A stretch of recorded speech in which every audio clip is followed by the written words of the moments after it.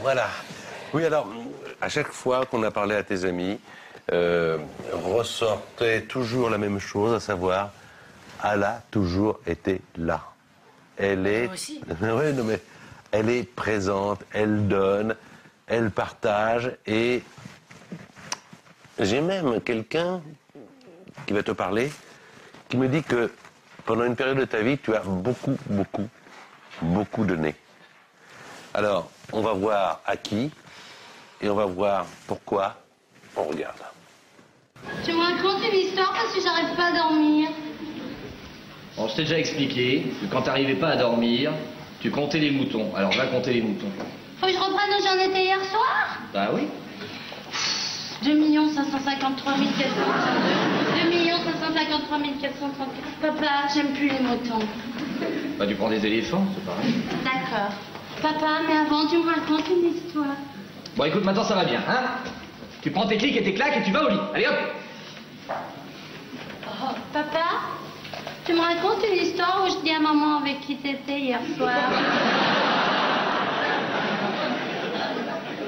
Il était une fois.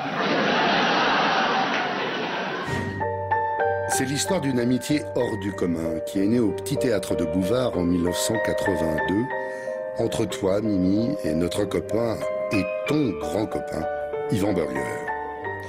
Tu te souviens, Mimi, de votre complicité si forte qui vous unissait et vous rendait presque inséparables. Des fous rires, des coups de gueule et des larmes. On peut dire que vous en avez partagé tous les deux.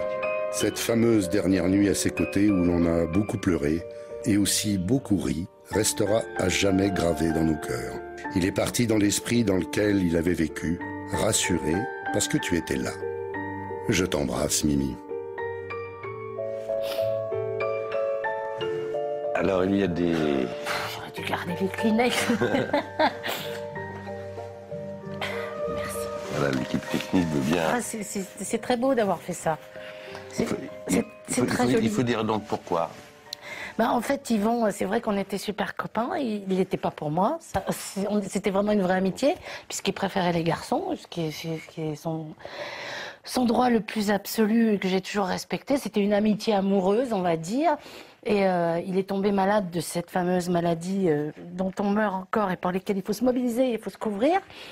Il est tombé malade et c'est vrai qu'on a tous été là parce que moi peut-être un peu plus parce que j'étais plus proche de lui, mais j'ai eu derrière toute la bande des amis qui étaient là.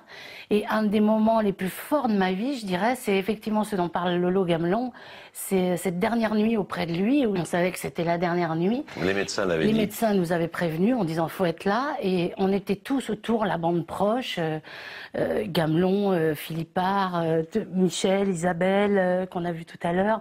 On était tous là autour de lui, les Cassans, Lionel et Monique. Et on a ri, mais toute la nuit, alors qu'il était déjà parti. Et ça reste un souvenir d'une force. Papa était allé vers Necker acheter des sandwichs pour qu'on tienne et des boissons, mais mon papa était monté. Je leur ai dit monter, là, je suis pas sûre de tenir toute seule. Et voilà, ça reste un moment fort qui est gravé dans nos mémoires parce que quand on parle d'échange, quand on parle d'amitié, quand on parle de partage, ça, c'en était un extraordinaire. Et c'est triste parce qu'il est parti et qu'il avait une très belle carrière devant lui, mais il n'est pas parti tout seul, voilà.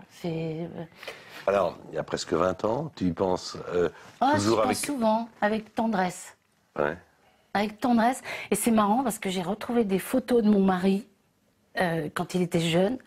Il avait les mêmes lunettes qui vont, des mêmes trucs que je retrouve. Donc, je sais pas, on a peut-être un type d'homme dans sa vie, même si mon mari préfère les femmes. Mais il y a des choses chez Benoît que je retrouve de douceur et de tendresse d'Yvan. Et d'attention. Et d'attention, voilà, exactement. Parce qu'il était très intentionné.